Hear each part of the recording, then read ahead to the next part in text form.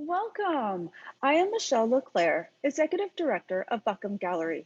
Today, I am chatting with Diane Zeeuw, whose exhibition, Indexing Schizophrenia, presents and challenges questions surrounding the reinforcement of otherworldly opinions of mental health and the struggle to avoid exhausted cultural tropes in dealing with the subject. Before we join the conversation, I would like to say thank you to our incredible audience, whether visiting the gallery in person or viewing these videos online, and to all the artists who submit to our exhibition calls. I appreciate you. Next, I would like to say a big thank you to all the individuals and organizations who support Buckham Fine Arts Project and Gallery, including the Charles Stewart Mott Foundation, Michigan Council for Arts and Cultural Affairs, and the National Endowment for the Arts. The Greater Flint Arts Council Share Art Genesee Grant Program, made possible by the Genesee County Arts Education and Cultural Enrichment Millage Funds. Thank you. Hi, I am here today with Diane Zeeuw, who is chair of the MA in Visual and Creative Studies and MFA in Studio Art at Kendall College of Art and Design of Ferris State University. Zeeuw explores collected imagery, information, and objects related to mental health and its history, as well as her firsthand accounts of the experience of schizophrenia. Her research has been presented at numerous national and international conferences, as well as published in numerous journals. Zeeuw's studio work is exhibited extensively, nationally and internationally, and may be found in the permanent public collections of the Detroit Institute of Art, the Steelcase Corporation, the Robert B. Annis Water Resources Institute, the Cook DeVos Center for Health Sciences, Pfizer Pharmaceuticals, and Grand Valley State University. Welcome, Diane. So happy to have you here with me today. It's great to be with you, Michele. Thank you for inviting me. Oh, you're very welcome. So I just wanted to start by saying that this is a gorgeous show.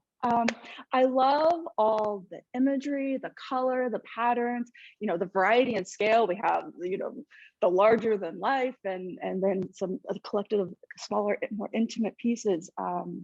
It's your work is grappling with serious subject matter of mental health, and then but it's also very visually pleasing and a lot of fun. So thank you so much for sharing it with, our Flint audience and our greater online audience. So I'd like to start our conversation with some background information. Where are you from, and what path led you to art? I was born in Minneapolis, St. Paul area, but I grew up in the Grand Rapids area.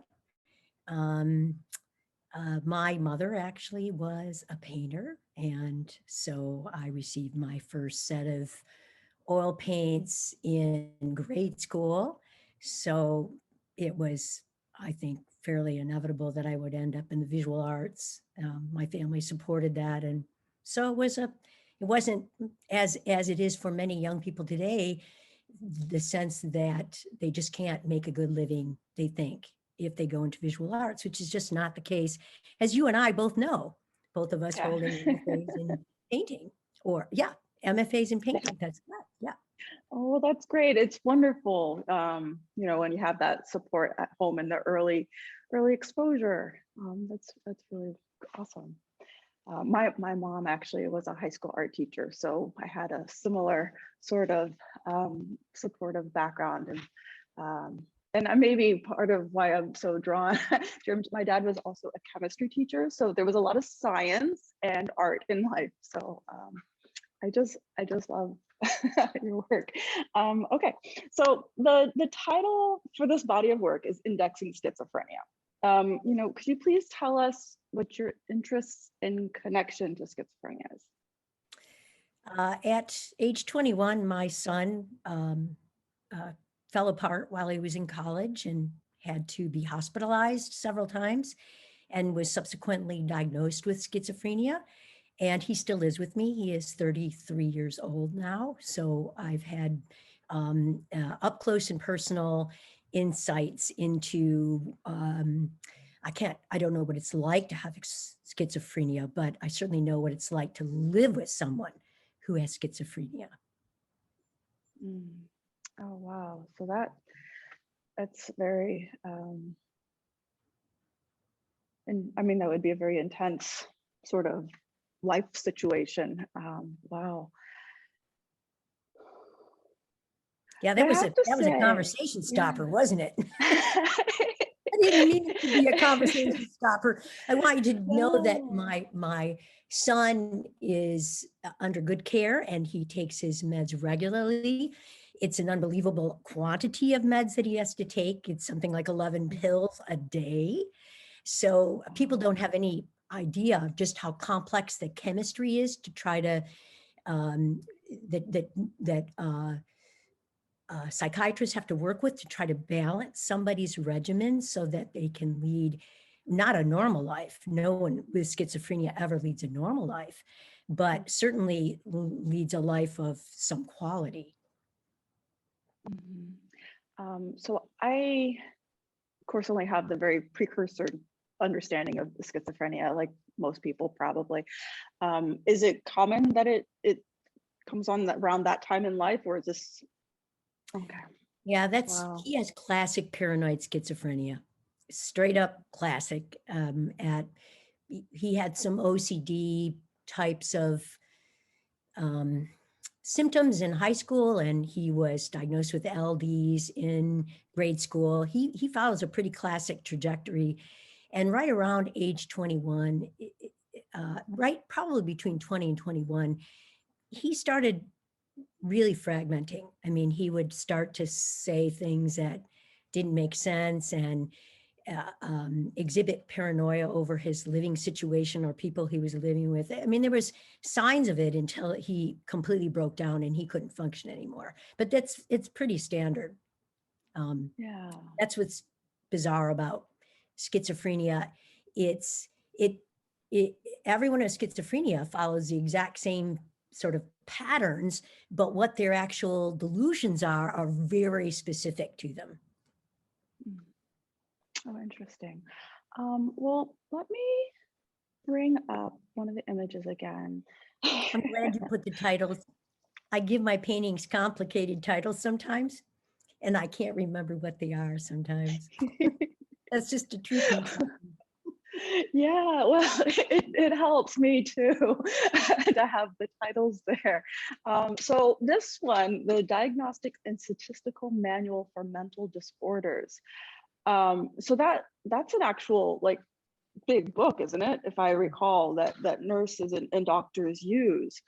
Um, so I'm guessing through your experiences, you spent some time with this book as well, or did you just use this title? And can you tell me about some of the imagery and color choices maybe in this painting? Yes, I own a copy of the DSM, and it's not the most recent copy because they're constantly reevaluating what constitutes a diagnosable mental illness or maladaptive behavior. So it's always a work in progress, and it's a text that is collectively determined.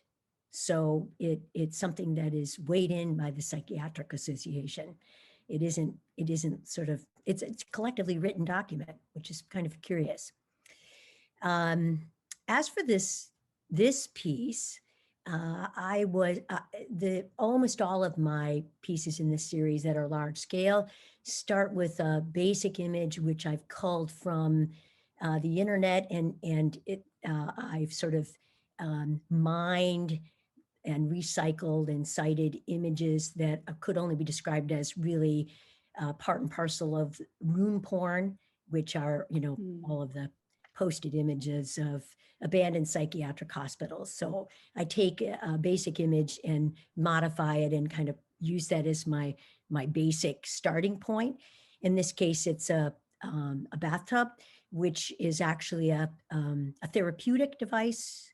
In fact, it's probably still used as a therapeutic device.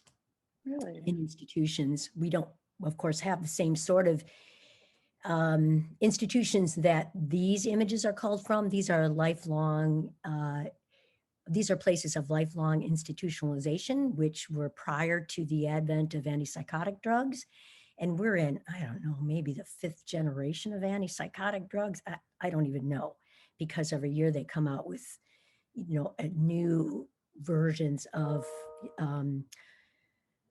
various kinds of neurological drugs, or drugs that impact neurological functions. At any rate, these hospitals were all prior to that, when someone suffering from something like schizophrenia couldn't function at all in the world. They couldn't.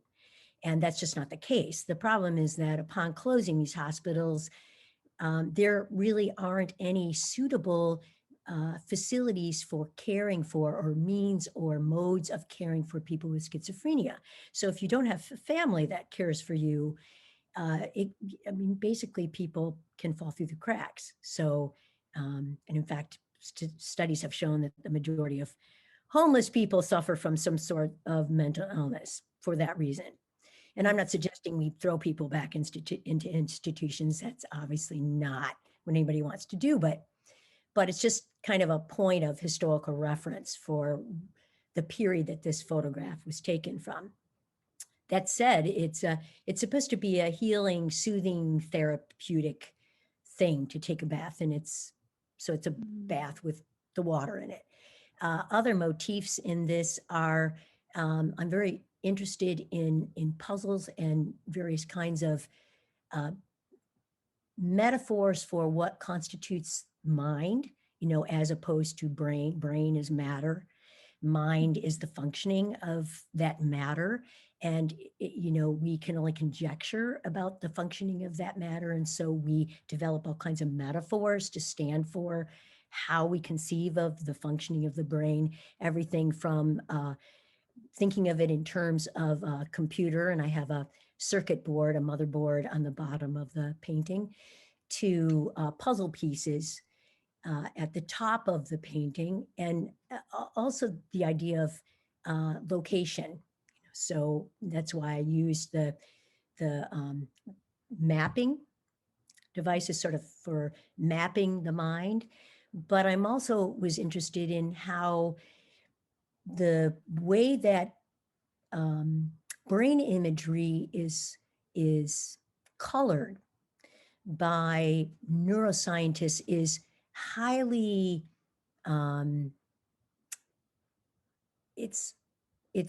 they select colors to just highlight differences, and they don't think about all the excess aesthetic impact of the colors that they pick. And if you look at a brain, two brain scans, one comparing a normal brain to one that has schizophrenia, you'll notice that the parts of the brain that are not functioning properly are bright red or bright purple. And that's to draw your attention to those areas. However, it also has an excess impact in that it parallels other kinds of highlighting or coloring, particularly of weather maps. Think about weather maps. When you think of a horrible storm coming, it's bright red on the weather map.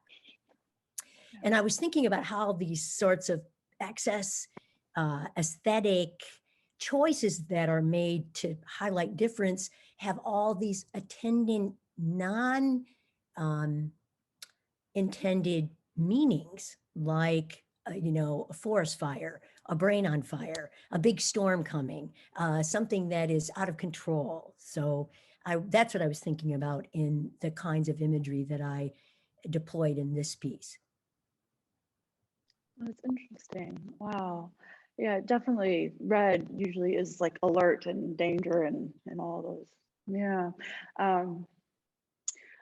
During the opening, one of our guests was standing in front of this painting and was really kind of contemplating, and she was wondering if the color choice, specifically on the map of the United States with the red, yellow, and blue vertically, she was curious if it had anything to do with like the percentages of people and where they were found, or because of the diagnostic No, manual. But it was referencing weather maps, basically cool, warm, right? You Mhm. know, a brain on fire. I was trying to make a link between, you know, how we perceive of, you know, weather and conditions and the coloring of these MRI scans, the Mm. arbitrary, fairly arbitrary coloring. Yeah. Oh, thank you. So I do have a question from your artist statement. You mentioned meta-representational system. And what is a meta-representational system? Meta representation is in when we're thinking in terms of our mind is thinking about thinking, how we conceive of, Mm. categorize and organize how we think about thinking. It's the way we organize the types of thoughts that we're having, and I'm really talking about it on two different levels. W.J.T. Mitchell, who's a theorist from University of Chicago. I think he's emeritus now. He wrote the text Picture Theory and a whole slew of other well-known texts in the critical theory world. He also has written quite a bit about meta picturing, and I really am interested in the link between metacognition and meta picturing. Meta pictures are pictures that point towards their own internal workings, so pictures about picturing. Mhm. And metacognition is being aware of your own thought process. And the link to schizophrenia is that one of the chief things that happens in schizophrenia, it's conjectured by some theorists, is that there's a breakdown in the meta-representational system. So a breakdown in metacognition. So it's very difficult for people with schizophrenia to properly, when they're psychotic, particularly. I mean, when meds help them with metacognition, but without meds, their ability to categorize their thoughts is very difficult to impossible in some situations. A good example is for someone with schizophrenia, the permeability of objects and people, you know, so that there seems to be, like for my son, he has a delusion where he believes when he's having breakthrough symptoms, which people even on meds have, where he can control things in the room, inanimate objects in the room with his mind. And he gets very afraid that he's going to do something that might hurt somebody because he can control these inanimate objects. So there's sort of like this permeability between subject and object, and that's a breakdown in our metacognitive system, or our ability to think about thinking and properly categorize a thought. I That's hope that that's answered that interesting. question. Yeah, no, definitely it did, but it led me to more questions. Because and I don't mean to get away from the painting, but just real quick, if it's a breakthrough paranoia, but he's aware and then still worried, so it seems like it's only a little bit of a breakthrough rather than a complete, and then to be even aware that you are in concern for other people's health, safety. Yeah, That's interesting. that's Yeah. absolutely correct. You're the way you've described a breakthrough symptom, because when somebody is in full-blown psychosis, they can't make that distinction at all. Right, that makes sense. So okay, so looking at this one, the cowboy hallucination, I love the child horses, the cowboy horses on the sticks and the use of those. And it was kind of interesting when we were installing this work. You don't necessarily see the hallway until you're like standing at a certain angle, and it's just all of a sudden it was like boom, we could see the interior of the hospital. It was really, it's I don't know, it's a lot of fun, like standing in front of your work and like seeing things as they start to emerge and appear as the viewer. I've been really enjoying that, and the patterning shapes that you use. Yeah. Would you Um, like me to tell you a little bit about this painting and why it's called Cowboy Bob Hallucination? I would love to hear about that. Yes. This is a specific hallucination that reoccurring hallucination of my son's. And it, when people talk about schizophrenics hearing voices, when they're fully psychotic, they can hear voices, and the voices seem to come from outside of themselves, even though, of course, it's their own mind. And the voices are different than their voice. So there's like a real break between, again, their subjectivity. And Cowboy Bob was, my son had multiple voices. He was very, very ill when he was diagnosed. For each voice that you hear, you are, actually categorized as sicker diagnostically. And he had both malevolent voices and benign voices. And Cowboy Bob was a benign voice that he heard speaking to him. And I don't know why. I asked my son, why Cowboy Bob? What is it? He went, Right, right. Oh. So forgive my ignorance for a second. When you think about schizophrenia, you usually think of different personality types, but this sounds like more of its different voices. Oh, that's interesting. Okay. schizophrenics are not, that's multiple personality disorder. That's a completely different That's okay. diagnosis. I know that Yeah. people confuse those a lot. I mean, that's really common, that people confuse the two. A schizophrenic is always, they can take on beliefs about themselves. Like a common delusion is that they have excessive powers, and that is often traced to that breakdown in metacognition, that breakdown in the permeable boundaries between their subject and the object. So the sense that they're controlling objects in their world. So that's usually what that is rooted in, and they're trying to explain it to themselves. So they think they have special powers. So often they'll, you hear about schizophrenics who, believe that they're, a descendant of Jesus Christ or something like that. My son didn't suffer any of that sort of belief about himself. But all the while, even if they believe that delusion, they're still in their personality exactly who they always were.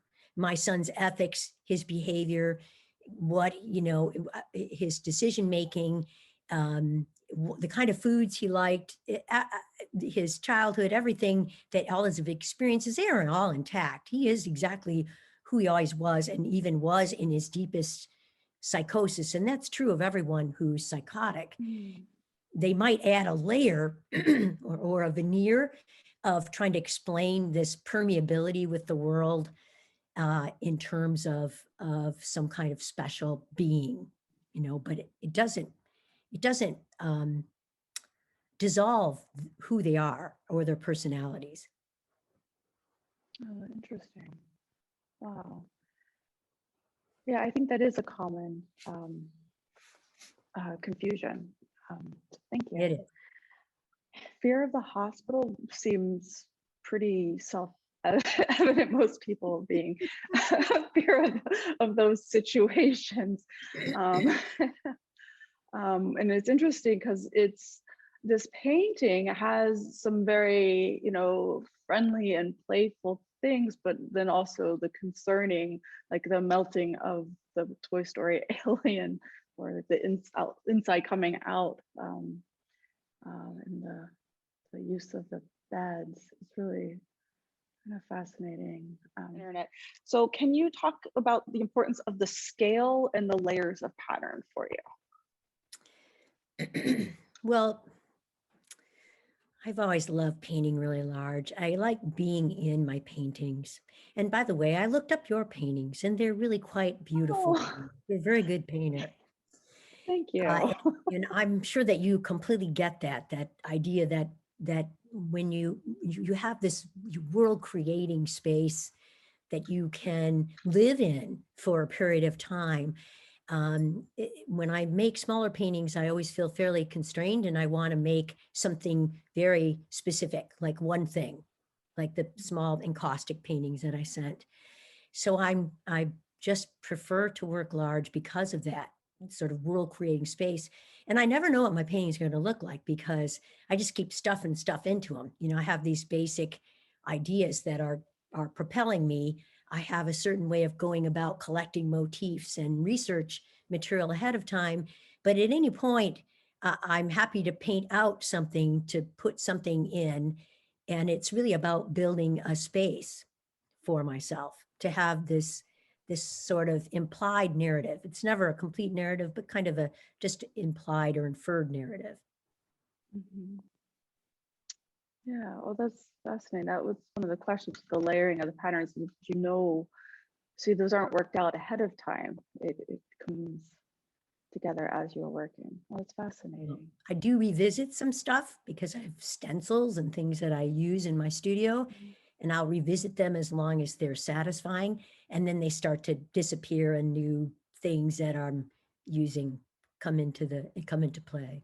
So I have this slide of the encaustics, and then I also have a detail one in just a second. But I love the texture and the variety of these. It's like it takes like the larger paintings, it's like one, like you said, one little motif, and then you're putting it all together and creating this larger scale. And I love the little use of the rhinestones. You're always like, oh, don't use flashy things in your paintings, and it works so well. So here we have a close-up, the detail. You can see sort of the matte of the encaustic and the changes. I don't know if that is just you can't see where I'm pointing. I'm sorry. I keep forgetting. I'm pointing at the screen at the purple one with the variety in the background. Is that just from the material? Because I've not worked with encaustic before. Is that simply the nature of it? It is if you make your own encaustics, and I make my own encaustics from scratch. So I cook them up. And if you buy the pre-made bricks of encaustic, they've got it so homogenized that if you melt them down and it's actually poured into a mold and then worked. So I pour a base first by taking the panel, taping off the edges so you can get a pool in there, and have to cook the wax and pour it in and then start to work it. But when you make your own encaustic wax and I use raw pigment, I can never get it completely dissolved. And sometimes I purposefully leave it less dissolved because it gives me those wonderful kind of striations that just happen, like marbleizing that happens when I pour it. Yeah, it's beautiful. I love the variety. So when just because I'm so interested in process, with when you pour the base and then you go back, do you wait? Is like the base, like the purple one, is that dry and then, or do you work wet with the white for the lungs, the image in the center? Is that? It's dry. I have to wait for it to cool. I have to wait usually till the next day to come back. The white is actually incised. I've actually engraved into the wax and then filled in the engraved area. It's actually inlaid into the wax. And then I take a scraper and scrape the top so that because it's completely covered with white wax, and I have to scrape back out the area that I've incised into the wax. And then the sort of softer white that happens around the bronchi of the lungs is actually residual wax that it didn't completely scrape away. So I'm sort of controlling it as I scrape away. It's a very different process than the kind of additive painting, primarily additive painting that oil painters use. And oil painting is so forgiving because it allows you to just paint wet into wet. I mean, most oil painters just love wet into wet. That's why they're so crazy about mediums, because it gives them some sense that they have, they can make it wet into wet again. And that's the beauty of it. It gives you so much time to model and work stuff. But in caustic, if you can put it on with a brush, and I do use brushes too, the piece that's next to that one that's green and has puzzle pieces falling off the brain, it's like a teal color. That's all additive. but you get those ridges because the wax dries almost instantaneously. So I'm holding the panel right over the hot plate and putting the wax on as fast as I possibly can, because it's immediately becoming set up and creating a ridge, so that gives it that three-dimensional feeling. Now you can do some modeling with like more layered modeling with encaustic if you have like heated tipped brushes. Some people do use those. I kind of like the struggle of having to work the thing quickly or incised, like a completely opposite way of working than I would work an oil painting, basically. So I don't use any of those. Yeah, I love hearing about that process. It's very exciting. I might have to try it. I think that you would really like it. I think you would really love it, the Yeah. way you paint. Oh, because for my own painting, because I'm always sanding down. Like I paint and then I sand down, and I paint and I sand down. So that's very exciting. Yeah, in your paintings, I could see you had a lot of layers and surface, and encaustic, that's what it does best. Layers and surface, you can sand it. I have all kinds of tools like you would use for sculpture, for like wax modeling, to work the wax. It's fantastic. It's very sculptural and very surface oriented. Yeah. Oh, that's awesome. Thank you. What are the major influences on your work, positive or negative?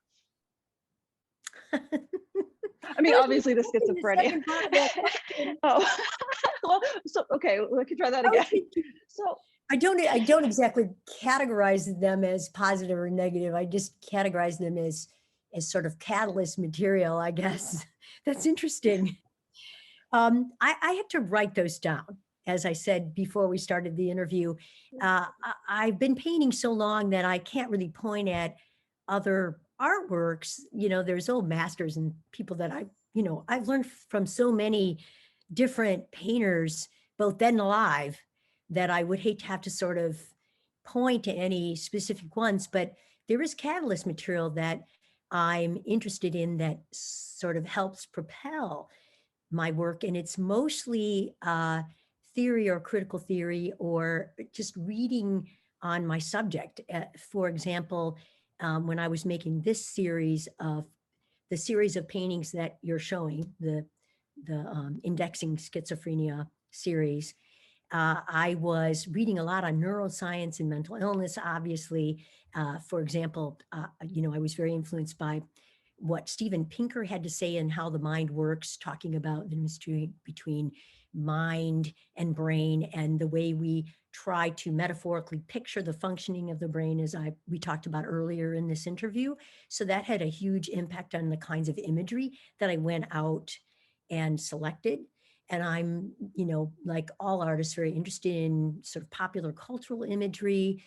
And I'm also the chair of the MA in Visual and Critical Studies program, which is a writing critical theory publishing program. And I do publish in the field of visual studies. And so, exploring rhetorical tropes that are just, circulating throughout society that feeds into my work. So anytime I can read something that helps me process that kind of proliferation of imagery,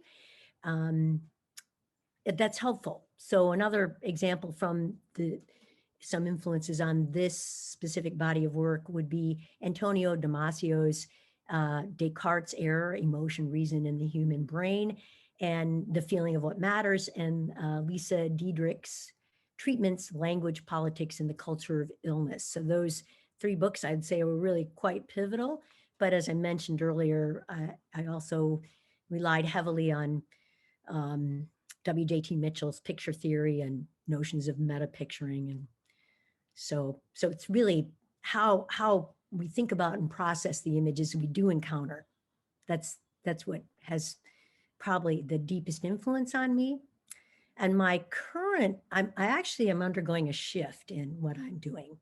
And this painting is right on the cusp of that shift between indexing schizophrenia and the work that I'm going to start into, that I'm actually already started into for my sabbatical, which I am now on right now. Yay, Congratulations. thank you. Yes.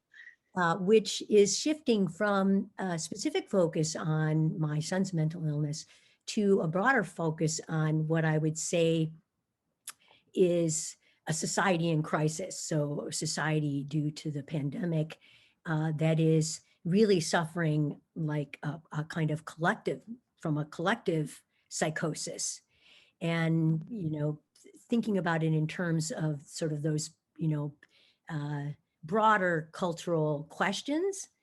Um, yeah, so I'm just some texts that I've recently started looking into that are starting to have some impact on my work. I just finished reading Marie Ellen Hewitt's The Culture of Disaster, which it's interesting is, every night when I watch the news, I think, oh yeah, this is where we are. This is, it's not just COVID-19. It's like, that's just like one more added layer to the fact that everything we talk about is perpetual disaster, and that we live in truly the Enlightenment's, she argues that the Enlightenment was the beginning of this pervasive age of anxiety and calculated risk.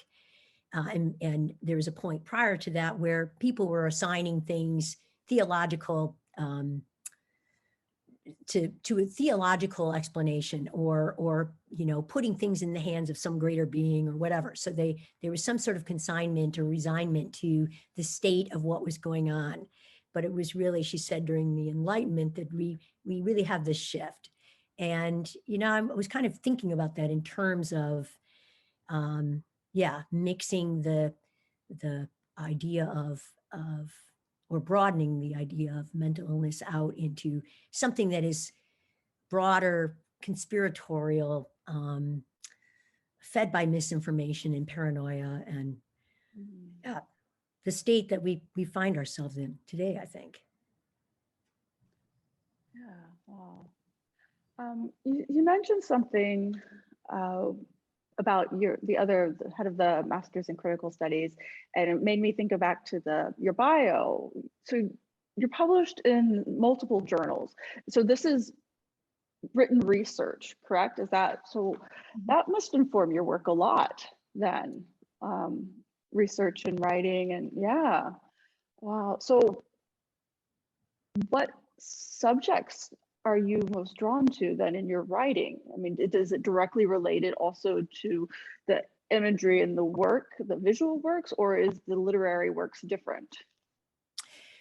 Some of it is directly linked to it. I've had a number of articles published that talk about, well, one article I wrote really dissected the excess aesthetics of MRI imaging. And that's probably obvious from the way that I talked about them in this interview. Another article talked about education and those with schizophrenia, and was published in, I forget the name of the journal, the National Education Association Journal. I'd have to look that one up at any rate. So some of it, yes, directly goes towards my concerns with, the imagery that I'm researching for my own work, the kind of work that I'm making, and my son's condition in life. But other work is stuff that I come across that just strikes me as interesting. I teach lecture courses and studio courses at the graduate and undergraduate level, and the theory courses are graduate level courses. And often when I'm giving demonstrative examples to my students on various types of imagery that they might want to select to unpack, because it's a visual studies course. So they take a theory, they take a popular cultural object or image, and they filter one through the other. And so I'm teaching them how to do that. And so often when I'm doing that, I think of an object in an image that I think really need to be unpacked. And so that's the beginning of a research article usually.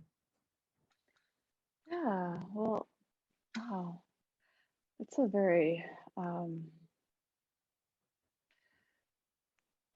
what's the word I'm looking for? Not complicated.